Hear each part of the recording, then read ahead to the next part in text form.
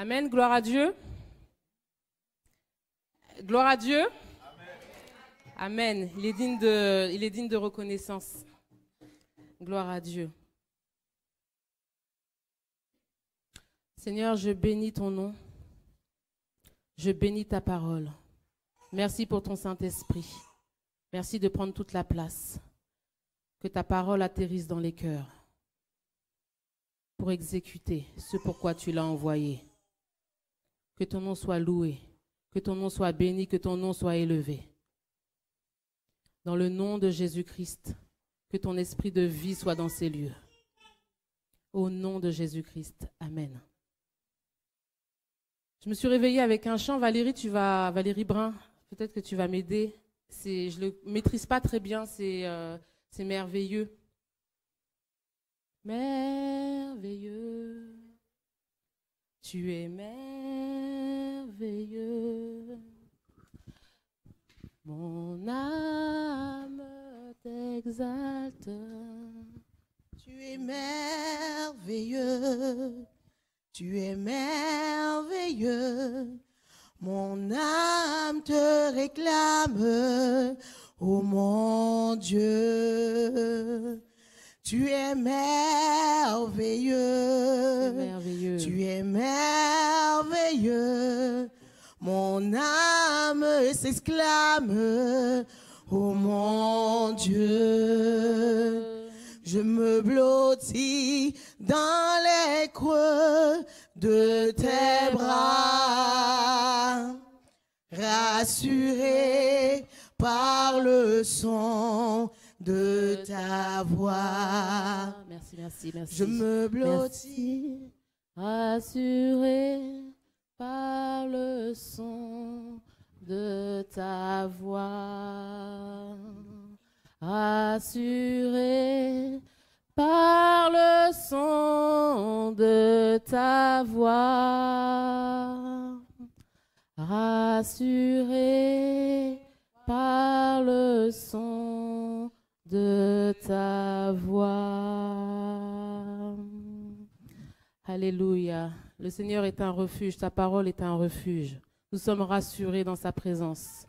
Nous sommes rassurés, c'est notre Père. C'est notre Père. Sois béni, Seigneur. Alors ce matin, j'ai eu à cœur de vous parler de sa parole. Le titre du message, sur quelle parole marches-tu? Sur quelle parole marches-tu? Dans la Bible, la parole a plusieurs significations. La parole, nous le savons, c'est Jésus-Christ. La parole est comparée à une lampe. Psaume 119, vous le connaissez. Ta parole est une lampe à mes pieds et une lumière dans mes sentiers. La parole est comparée donc à une lumière, à la lumière, à la vie, un miroir dans Jacques, une épée, l'épée de l'esprit dans Éphésiens. Et aussi comparée à une nourriture. Alors ce matin, j'ai une question à te poser. Sur quelle parole marches-tu? La Bible déclare dans Deutéronome 8:3, l'homme ne vivra pas de pain seulement, mais de toute parole qui sort de la bouche de Dieu. Quelle est la parole que Dieu t'a dite? Valérie Ravor a posé une question cette semaine. Comment entendre la voix de Dieu? Dieu parle de différentes manières. Il parle à travers un chant. Dans un chant, il y a un couplet qui t'a parlé. Il parle à travers des prédications. Il parle à travers la méditation de la Bible. Il parle à travers, bien sûr, les dons spirituels. Il peut parler dans ton cœur. Tu peux l'entendre audiblement. Il peut aussi parler par la bouche d'un enfant, par la bouche d'un frère et d'une sœur. Quelle parole que Dieu t'a dit? Sur quelle parole marches-tu? On va aller dans Jean. On va rester beaucoup dans Jean, l'apôtre Jean. Inocia, tu peux lire Jean 1 à 14, s'il te plaît. Au commencement était la parole, et la parole était avec Dieu, et la parole était Dieu. Elle était au commencement avec Dieu. Toutes choses ont été faites par elle, et rien de ce qui a été fait n'a été fait sans elle. En elle était la vie, et la vie était la lumière des hommes. La lumière, lui, dans les ténèbres, et les ténèbres ne l'ont point reçue. Il y eut un homme envoyé de Dieu, son nom était Jean. Il vint pour servir de témoin, pour rendre témoignage à la lumière, afin que tous crussent par lui. Il n'était pas la lumière, mais il parut pour rendre témoignage à la lumière. Cette lumière était la véritable lumière qui, en venant dans le monde, éclaire tout homme. Elle était dans le monde, et le monde a été fait par elle, et le monde ne l'a point connue. Elle est venue chez les siens, et les siens ne l'ont point reçue. Mais à tous ceux qui l'ont reçue, à ceux qui croient en son nom, elle a donné le pouvoir de devenir enfants de Dieu, lesquels sont nés, non du sang, ni de la volonté de la chair, ni de la volonté de l'homme, mais de Dieu. Et la parole a été faite chair, et elle a habité parmi nous, pleine de grâce et de vérité, et nous avons contemplé sa gloire, une gloire comme la gloire du Fils unique venu du Père. Amen. Là, voyez-vous, Jean nous dit que la parole est là dès le commencement. Quand on va dans Genèse, bien sûr, nous connaissons.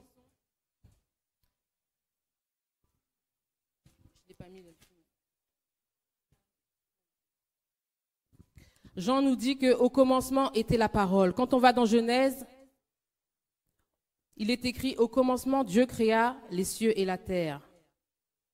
La terre était informe et vide, elle était là, mais elle était informe et vide.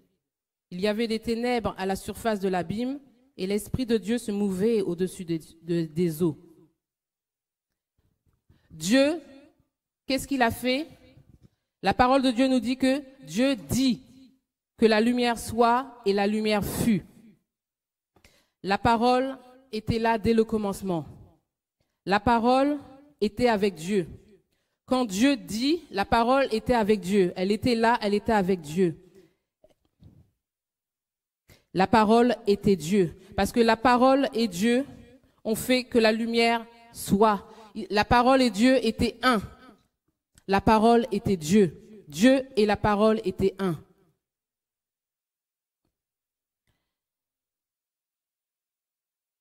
Alors je vais reprendre 1 Jean 3.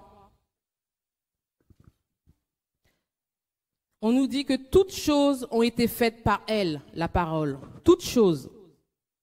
Et rien de ce qui a été fait n'a été fait sans elle. Comme la Bible confirme la Bible, répond à la Bible, on va aller dans Colossiens 1.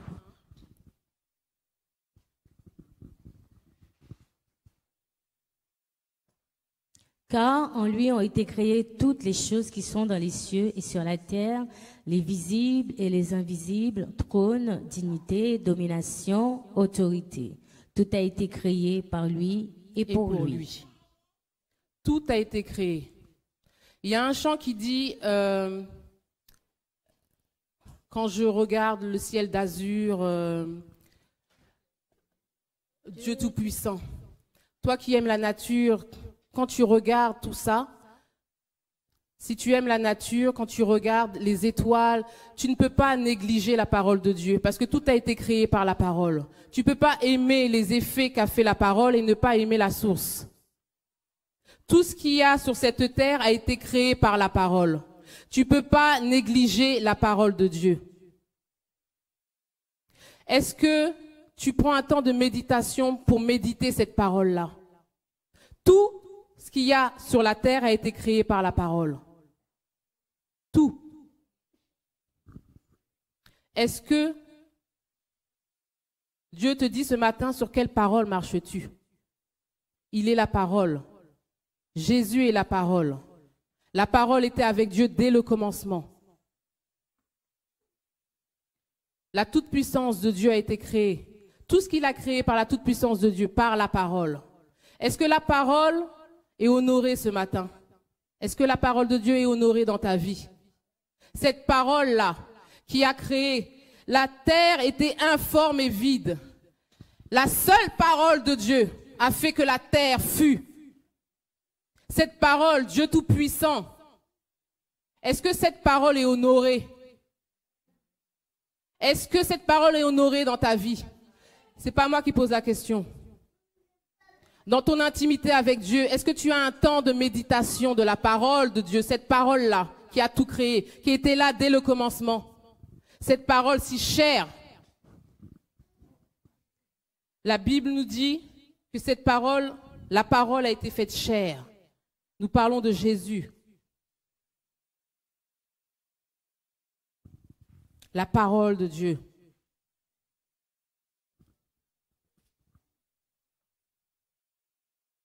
Vous savez, la parole de Dieu, on ne prend pas la Bible comme on lit un roman qui nous fait imaginer les lignes du livre.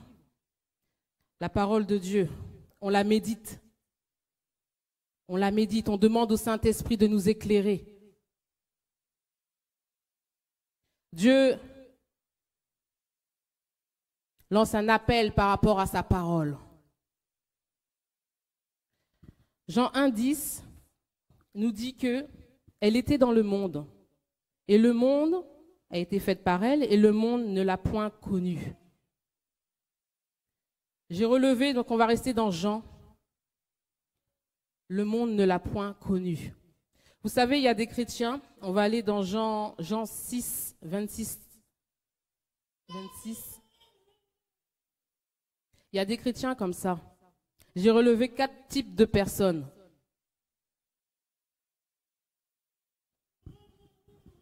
Je lis. Jésus leur répondit. Alors attends, Inocia, s'il te plaît. C'est le temps où Jésus a opéré le miracle de la multiplication des pains et des poissons. Donc il a nourri toute une foule qui était affamée. Ensuite, il s'est retiré et la foule a été à sa recherche. Et ils lui ont dit, ils l'ont trouvé, ils lui ont dit, mais quand es-tu venu ici? Vas-y, Ino. Jésus leur répondit, en vérité, je vous le dis, vous me cherchez non parce que vous avez vu des miracles, mais parce que vous avez mangé des pains et que vous avez été rassasiés. Travaillez non pour la nourriture qui périt, mais pour celle qui subsiste pour la vie éternelle et que le Fils de l'homme vous donnera, car c'est lui que le Père... Je vois pas en fait. Que Dieu a marqué de son sceau. Ils lui dirent, que devons-nous faire pour faire les œuvres de Dieu? Jésus leur répondit, l'œuvre de Dieu, c'est que vous croyez en celui qui l'a envoyé. Quel miracle fais-tu donc, lui dirent-ils, afin que nous le voyions et que nous croyions en toi? Que fais-tu? Nos pères ont mangé la manne dans le désert selon ce qui est écrit. Il leur donna le pain du ciel à manger. Jésus leur dit, en vérité, je vous le dis, Moïse ne vous a pas donné le pain du ciel, mais mon Père vous donne le vrai pain du ciel. Car le pain de Dieu, c'est celui qui descend du ciel et qui donne la vie au monde. Ils lui dirent, Seigneur, donne-nous toujours ce pain. Amen, on va s'arrêter là. Vous voyez, il y a des chrétiens comme ça, qui demandent que la prière. Prie pour moi, prie pour moi, prie pour moi, prie pour moi. Mais qui, en fin de compte, n'aiment pas Jésus. C'est que les bénéfices de Jésus. Regardez, je ne sais pas si vous avez observé, ils ont été témoins de la multiplication des pains, il y a tout juste la veille. Et ils disent à Jésus, donc Jésus leur dit, vous me cherchez, non pas parce que vous avez vu des miracles, hein, simplement parce que vous avez mangé des pains et que vous avez été rassasiés. Leur ventre. Il y a des chrétiens, il y a des gens qui cherchent Jésus que pour leur propre intérêt. Et regardez un peu l'ingratitude. Que devons-nous faire pour faire les œuvres de Dieu? Jésus leur dit, c'est que vous croyez en celui qui l'a envoyé. Regardez ce qu'ils disent. Alors que l'aveugle, ils ont vu un miracle. Quel miracle fais-tu donc? Quel miracle fais-tu donc? Lui dirent-ils, afin que nous voyions et que nous croyions en toi. Il y a des chrétiens qui voient la puissance de Dieu, qui la voient mais qui ne la voient pas. Il y a des chrétiens qui sont là que pour demander, quémander, prie pour moi, prie pour moi, prie pour moi. Et ils ne reconnaissent pas Jésus. Ils ne reconnaissent pas la main de Jésus dans leur vie. Jean 1 a dit que la lumière est venue et le monde ne l'a point connue. Ces gens-là ne connaissent pas Jésus. Après, il y a les Juifs. Les Juifs. 6, je vais lire. Les Juifs, comme Jésus avait dit, je suis le pain de vie, les Juifs murmuraient à ce sujet, parce qu'il avait dit, je suis le pain de vie qui descendit du ciel. Et ils ont dit, mais n'est-ce pas là Jésus, le fils de Joseph, celui dont nous connaissons le père et la mère? Mais comment donc dit-il, je suis descendu du ciel? Il y a aussi des chrétiens qui comprennent pas la parole de Dieu, qui sont là à l'église mais qui la comprennent pas. Pourtant la parole est là, la parole elle est vivante, elle est pour elle est pour eux, mais ils la comprennent pas. Ou sinon ils vont pas reconnaître le ministère de tel ou tel. C'est qui elle, c'est pas. C'est qui lui, c'est qui ce pasteur, c'est qu'un homme, ils vont pas reconnaître. Voyez-vous? C'est pas lui le fils de Joseph? Après, il y a les sortes de personnes qui sont, la Bible nous dit qu'il y avait les disciples. Les disciples, parce que les disciples étaient plusieurs, plus que 12. Et face à cette parole-là que Dieu a dit, je suis le pain de vie, vous avez vu là la foule que par intérêt, les Juifs qui ne comprennent pas cette parole. Et il y a les disciples, ceux qui servent, hein, qui sont même dans le service, qui sont avec Jésus. Qu'est-ce qu'ils ont dit? 60 à 66.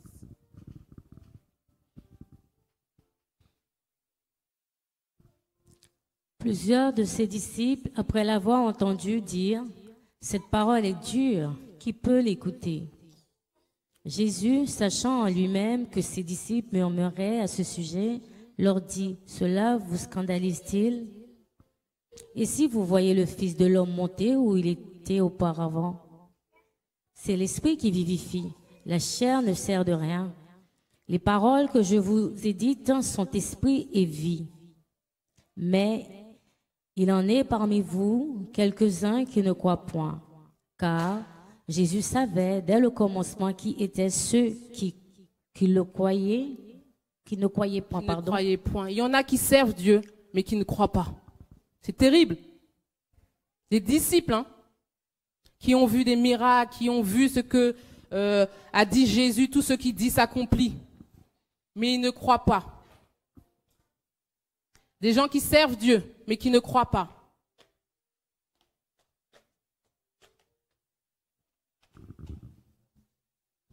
Dès ce moment, plusieurs de ces disciples-là se retirèrent carrément. Et ils n'allaient plus avec Jésus, à cause d'une parole que Dieu a dite. La lumière est venue dans le monde, mais le monde ne l'a pas reçue. La parole de Dieu. Ensuite, il y a les disciples, les 12. Jésus dit donc aux 12,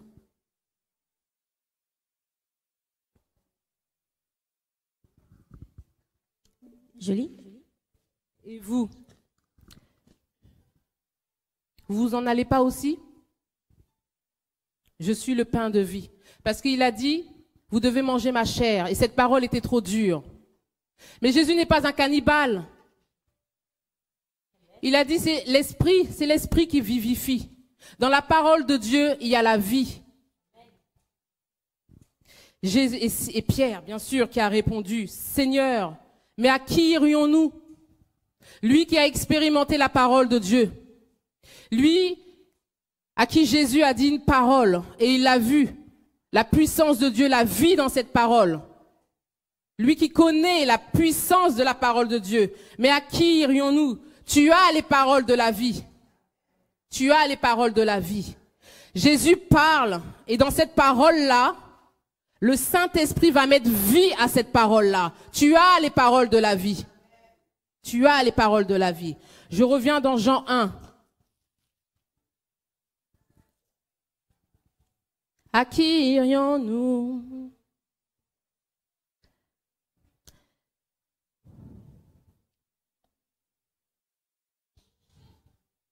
Jean 1, 4. Dans la parole était la vie, et la vie était la lumière des hommes. Dans la parole était la vie. C'est pour ça qu'il ne faut pas prendre la parole de Dieu comme un roman. Parce que dans chaque ligne, il y a une vie. J'insiste, dans la parole, il y a une vie. Là où la terre était informe et vide, Dieu dit, et la terre fut.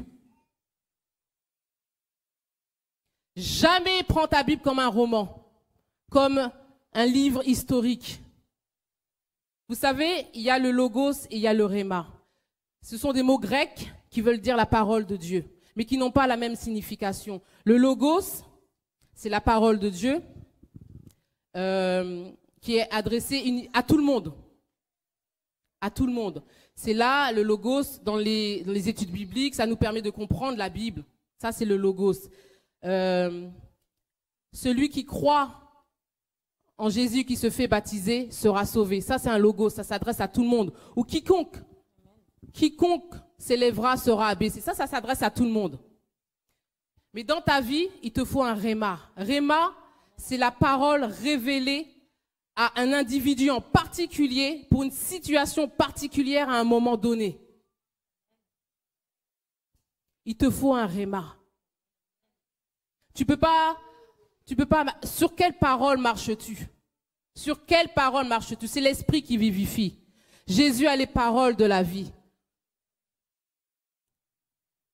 Et faites attention au diable, parce que lui qui connaît la parole, il détourne. Vous vous rappelez ce qu'il a fait dans le désert? Il prend la parole et il le transforme en soi-disant rhéma pour Jésus, qui est la parole lui-même. Jésus est la parole. Si tu es le Fils de Dieu, jette-toi. Il est écrit que des anges vont te porter. Ça, ce n'était pas un rhéma. Il faut faire attention. J'avais lu un livre de Yonggi Cho. C'était je crois des jeunes qui avaient pris un passage dans la Bible. Voilà, Jésus a marché sur l'eau. Alors, puisqu'il a marché sur l'eau, nous aussi nous allons marcher sur l'eau en pleine tempête. Ils sont morts. Mais est-ce que Dieu t'a dit de faire ça? Est-ce que Dieu t'a dit de faire ça? Et je crois qu'il y a Mohamed Karambiri, je crois qu'il avait dit, j'écoute pas beaucoup, mais je me suis souvenu de ça. Il y a quelqu'un qui s'est dit, je puis tout par celui qui me fortifie, ou je ne sais plus quelle parole qu'il a pris. Eh bien, aujourd'hui, je vais voyager dans tel ou tel pays. Il est allé à l'aéroport, il a fait sa file d'attente, et il a dit, je veux aller là. Alors, la dame lui a dit, ça fait tant? Non, je vais voyager. Bon, d'accord, mettez-vous sur les côtés. En attendant, il y a du monde. Il est resté jusqu'au soir, il est rentré chez lui.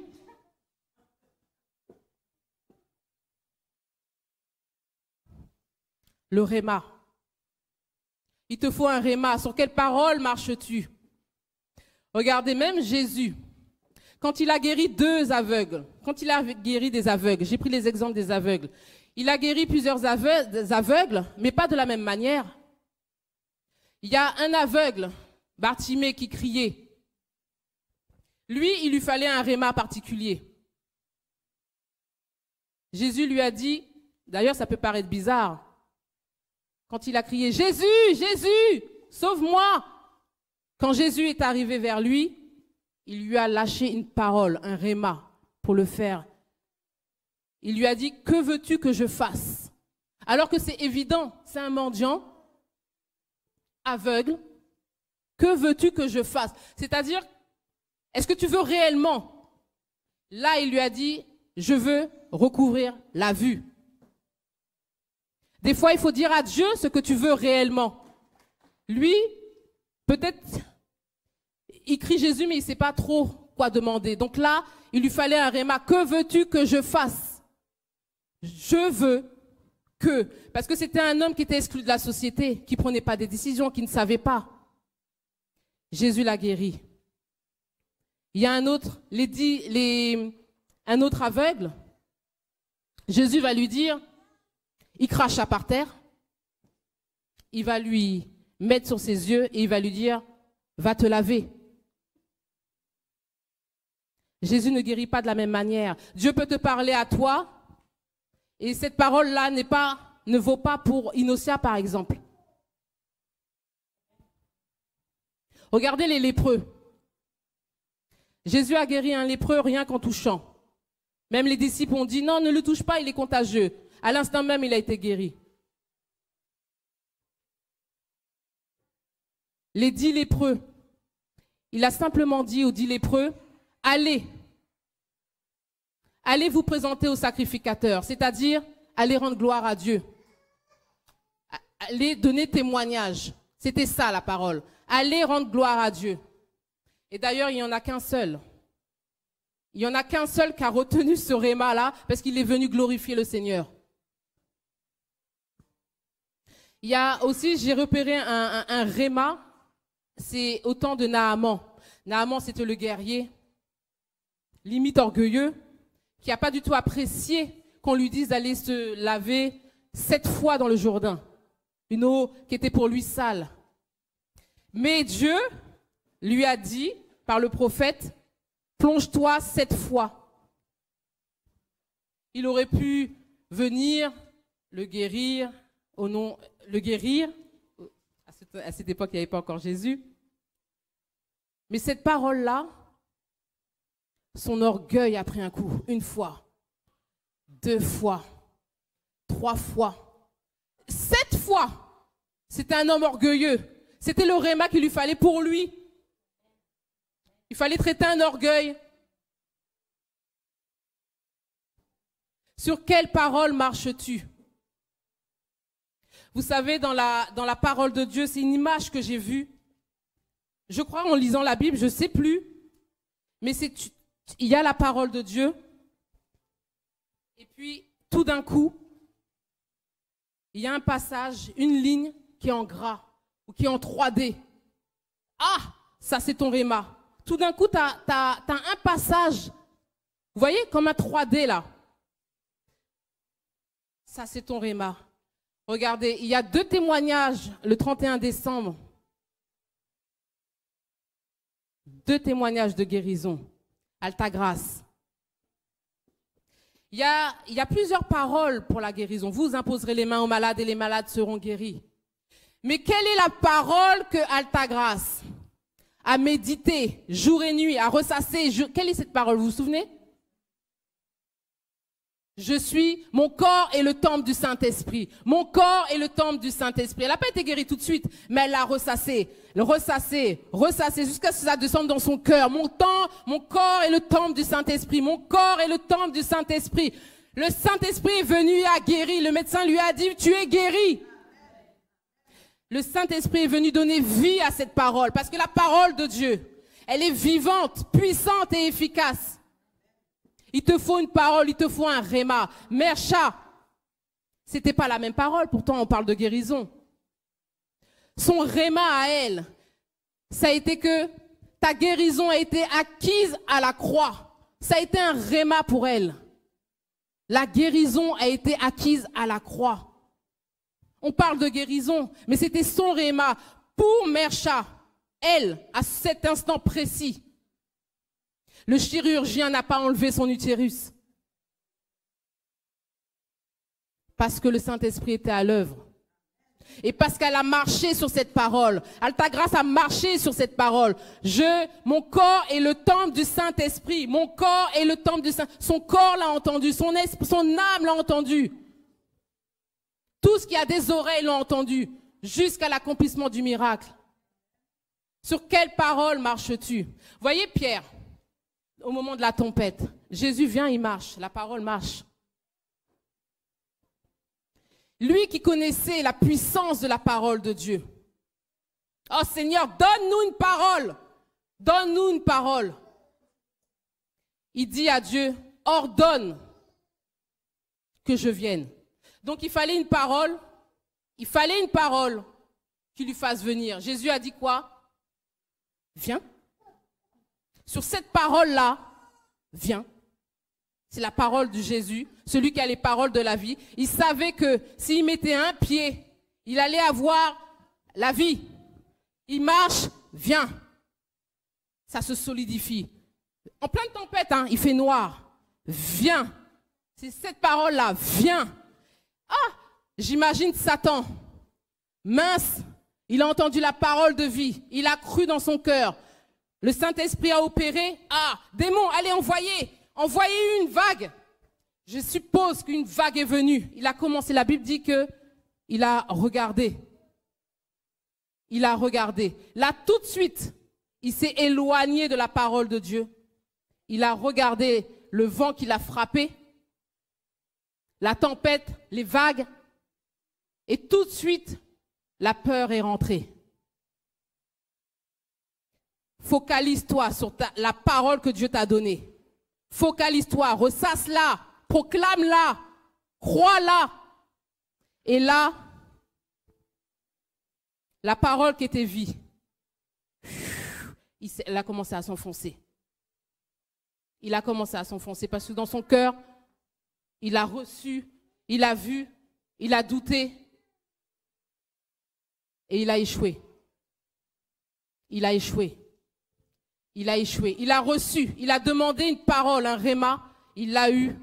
Il a commencé à être victorieux par rapport à cette situation. J'imagine même les disciples en disant, oh mais toi Pierre, là, toi aussi arrête avec ton zèle, là, donne-nous une parole, ordonne que je marche, est-ce que c'est le moment? Mais Pierre, lui, a expérimenté la parole de Dieu avec la pêche miraculeuse. Il connaît la parole de son Dieu. Jésus dira à une femme endeuillée, Marthe, qui a perdu son frère, dans cette situation-là, qu'est-ce qu'il lui dira? Il va pas dire viens. Je suis la résurrection et la vie. Si tu crois, tu verras ma gloire. Si tu crois. Elle a cru que c'était à la résurrection, à la fin du temps. Mais Jésus lui parlait, je suis la résurrection et la vie. Si tu crois, tu verras ma gloire. Jésus a ressuscité son frère. La foi vient de ce qu'on entend et ce qu'on entend vient de la parole de Dieu. Ce qu'on entend vient de la parole de Dieu. Et vous savez, dans Hébreu, c'est un passage qui m'attriste beaucoup. La parole ne leur servit de rien parce qu'elle ne trouva pas la foi. La parole ne leur servit de rien. Dieu peut te parler directement. C'est triste. La seule personne qui peut anéantir la parole de Dieu, c'est toi-même. Au commencement, l'auteur de la foi, c'est Jésus. La parole, c'est Jésus. Donc tout est combiné. L'équation est parfaite. Le Saint-Esprit est là. La parole s'accomplit. La parole, la foi, le Saint-Esprit. Mais là, la parole ne leur servit de rien. Parce qu'elle ne trouva pas la foi. Alors que Dieu dit qu'elle ne revient pas à moi sans avoir exécuté ce pourquoi je l'ai envoyé. Alors Dieu envoie une parole sur ta vie. Dieu attend qu'elle revienne. Avec le miracle. Amen. Sur quelle parole marches-tu?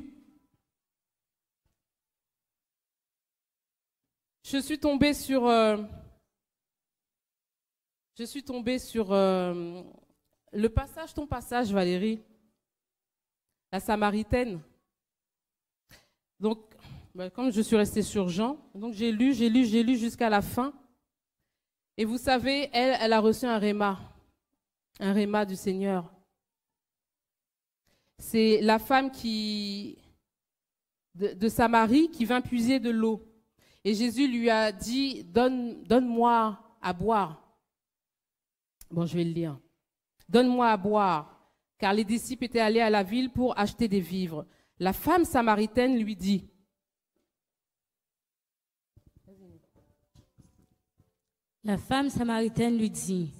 comment toi qui es juif me demandes-tu à boire, à moi qui suis une femme samaritaine?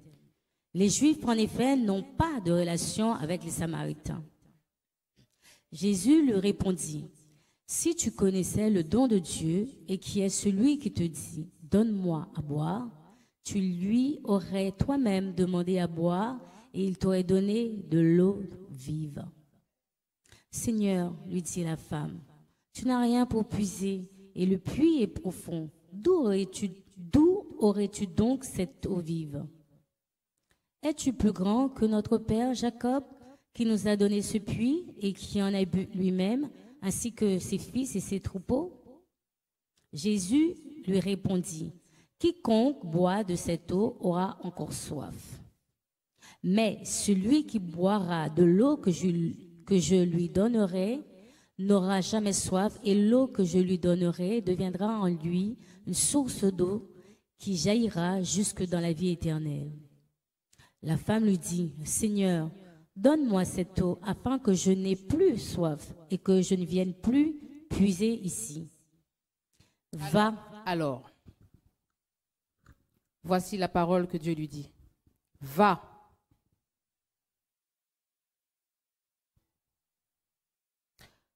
Appelle ton mari et viens ici. La femme répondit, je n'ai point de mari. Jésus lui dit, tu as eu raison de dire ça. Je n'ai point de mari. Tu as eu raison de dire ça, car tu as eu 5 maris, et celui que tu as maintenant n'est pas ton mari. Cette phrase-là, c'est-à-dire c'est une parole de révélation. Et là, elle lui dira, je vois que tu es prophète. Et regardez un peu plus loin ce que cette parole a fait. Est-ce que je t'ai vu, Delphine? Voilà. Alors la femme, ayant laissé sa cruche, s'en alla dans la ville et dit aux gens, venez voir un homme qui m'a dit tout ce que j'ai fait. Ne serait-ce point le Christ? Là, elle va témoigner. Cette parole-là l'a fait témoigner. Valérie, tu n'es pas dans le département de témoignage? Amen. Là, elle va témoigner. Ils sortirent de la ville et ils vinrent vers lui. Il m'a dit tout ce que j'ai fait. Aussi, quand les Samaritains vinrent le trouver, ils le prièrent de rester auprès d'eux. Il y resta là 2 jours. Un beaucoup plus grand nombre crurent à cause de sa parole. Et il disait à la femme, ce n'est plus à cause de ce que tu as dit que nous croyons. C'est-à-dire qu'elle a reçu une parole de révélation qui l'a poussée à témoigner et qui a fait que les gens ont cru. Et là, comme Jésus était là, c'est fort. Il dit, ce n'est plus à cause de ce que tu as dit que nous croyons, c'est-à-dire qu'avant c'était le cas, car nous l'avons entendu nous-mêmes. Et nous savons qu'il est vraiment le Christ, le Sauveur du monde.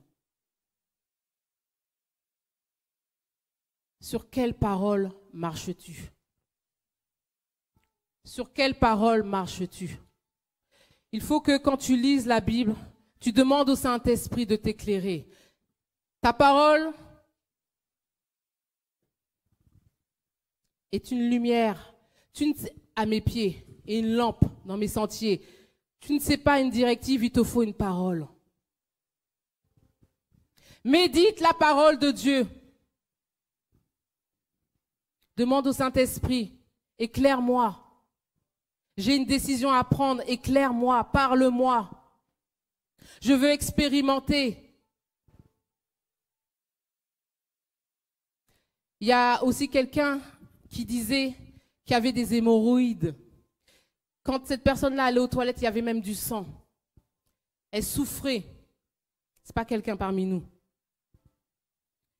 Et elle a lu dans la Bible que vous imposerez les mains aux malades et les malades sont guéris. Cette personne-là était, je crois, chez des gens. Eh bien, elle a pris cette parole-là au mot. Et elle a dit au couple, imposez-moi les mains. Ils étaient surpris. Ils ont imposé les mains. Ça a duré 1 mois. Toujours du sang. Jusqu'à ce qu'il s'est révolté. Il a jeûné. Il a pris sa scène personnelle, du pain, du vin. Et il a dit, ta parole est vérité. Je me suis basé sur cette parole-là. Vous imposerez les mains aux malades et les malades sont guéris. Il a pris sa scène. 3 jours après, il a été guéri. 3 jours après, il a été guéri. Vous savez, même les enfants, les Bruns revenaient de vacances et on avait fait un repas à la maison avec tout le monde. Mais j'étais pas bien, mais malade, mais j'ai tenu, j'ai montré à personne. Quand tout le monde est parti, j'ai quand même fait mon ménage. Quand le ménage est terminé, je me suis écroulée par terre. Noémie, qui m'a vue par terre, là, à 4 pattes, elle a eu peur, mais vraiment, des sueurs froides, la fièvre qui a remonté. Et je ne pouvais même plus lui répondre parce que tellement j'avais la tête qui tournait. Et elle, qui a entendu dire qu'on peut imposer les mains aux malades, dans l'église, elle voit qu'on impose les mains. Et elle a simplement dit ça, son réma à elle. Jésus, elle a posé, j'ai senti une petite main là. Jésus, tu as guéri avant des gens. Guéri maman. C'était son réma. 1 heure. 1 heure. Amen. Moi-même, j'ai dit amen. Je suis allée fiévreuse, comme je ne sais, j'ai mouillé l'oreiller. Et puis au bout d'1 heure, je vois, je me lève, je n'ai plus rien.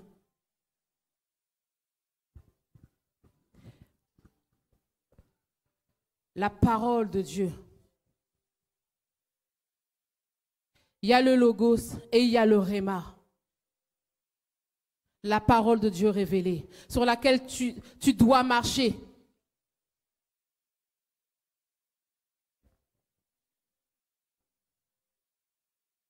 Quand je préparais ce chant, il y a un chant que Innocent avait pris. Peut-être que Dieu t'a parlé, il t'a donné une parole de connaissance avant, et ça tarde. Attends là, ça va s'accomplir. Attends là, ça va s'accomplir. Dieu est fidèle. Sèche tes larmes, il t'aime encore. Sèche tes larmes, il t'aime encore. Sèche tes larmes, il t'aime encore. Sèche tes larmes, il t'aime encore. Jésus ne t'a pas oublié, il t'aime encore. Jésus ne t'a pas oublié, il t'a parlé autrefois, il t'a donné une parole. Cette parole ne s'est pas encore accomplie, elle va s'accomplir. Ne t'inquiète pas, appuie-toi sur cette parole. Il t'aime encore. Jésus ne t'a pas oublié. Si tu te dis, mais est-ce que Dieu m'a vraiment parlé? Abraham, Dieu s'est présenté à Abraham. Il avait 75 ans. 25 ans après, 25 ans après. Le Fils de la promesse est venu. Parce que là où c'est impossible à l'homme, c'est là que Dieu intervient. Il t'a parlé, il t'a donné une parole de connaissance, une parole de révélation. Ce qu'il t'a dit va s'accomplir. Si elle tarde, attends-la. Attends-la. Il t'aime encore. Sèche tes pleurs. Il t'aime encore. Jésus ne t'a pas oublié. Ne néglige pas la parole qu'il t'a dite.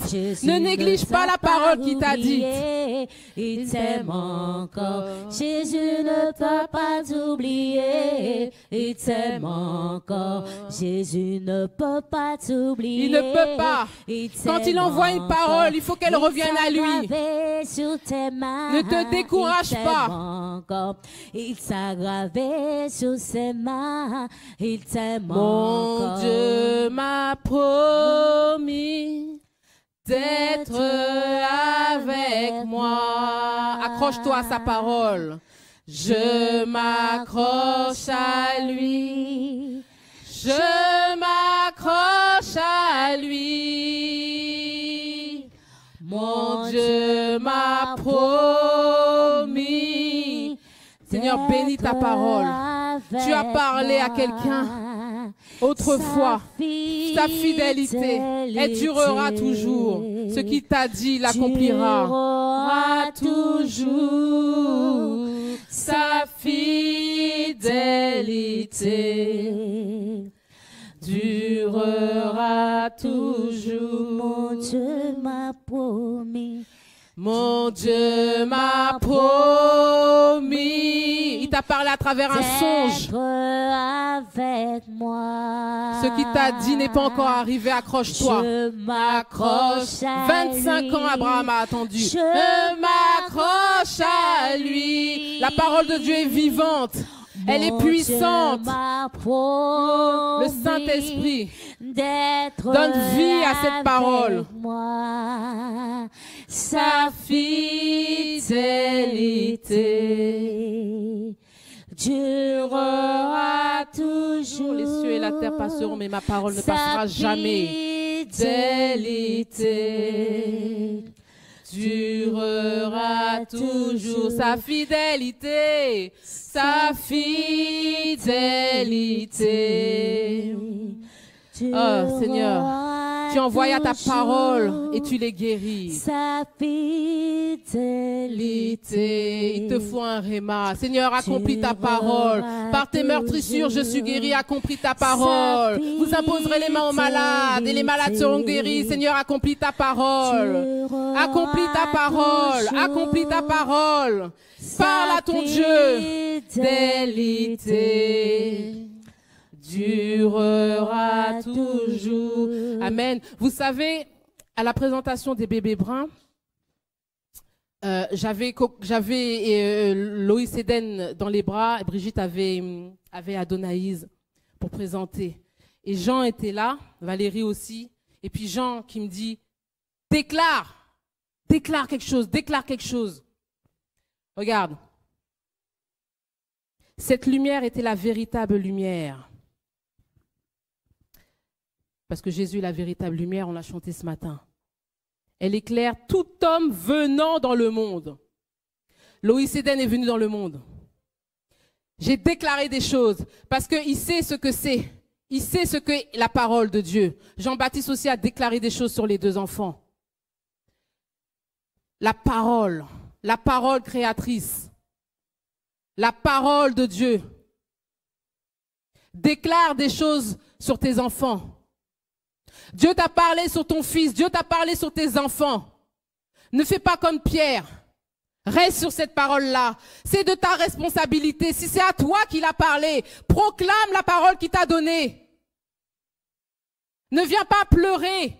Proclame. Il t'a dit quelque chose sur ton enfant. Mais fais comme Altagrace. Mon corps est le temple du Saint-Esprit. Elle a mal, elle doit se faire opérer. Mon corps est le temple du Saint-Esprit. Mon corps est le temple du Saint-Esprit. La guérison a été acquise à la croix. Change change ton monde, change la situation.